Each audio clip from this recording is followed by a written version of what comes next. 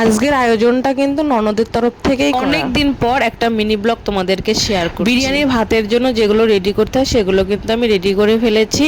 আর এদিকে পেঁয়াজগুলো ছুলে রেখেছি। আমার ননদ আসবে, দেন রান্না করবে, অনেকটাই দেরি হয়ে যাবে। যেটুকুন পারি সেইটুকুন এগিয়ে রাখার চেষ্টা করছি, যদিও আমি কোনো কিছুই করতে পারছি না, কারণ আমি বুঝতেই পারি না আমি কি করে এতদিন তো ভাত খেলাম, আজকে না বিরিয়ানি খেতে ইচ্ছা করছিল, তার জন্য আজকে বিরিয়ানি রান্না হবে। আর মাংসটা বাবা কষিয়ে দিচ্ছে, আর আমি তো কোনো কিছু করতে পারি না, আমার দাঁড়িয়ে দাঁড়িয়ে দেখা ছাড়া আমার কোনো কিছু করার উপায়ই নেই।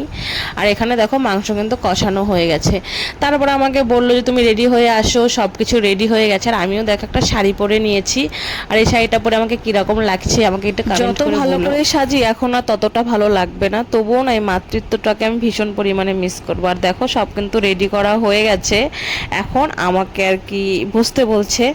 আর আমিও হালকা করেই রেডি হয়েছে, আর গরমের মধ্যে প্রচণ্ড গরম লাগছিল। আর এই শাড়িটাই না আমার হালকা পাতলা ছিল, তার জন্য বিরিয়ানি খাবো বলে যে শুধু বিরিয়ানি রান্না হয়েছে তা কিন্তু না, চাটনি হয়েছে, মাংস হয়েছে, মাছের একটা কালিয়া হয়েছে, 5 ধরনের ভাজা হয়েছে, দেন মিষ্টি দই, এগুলো তো ছিলই।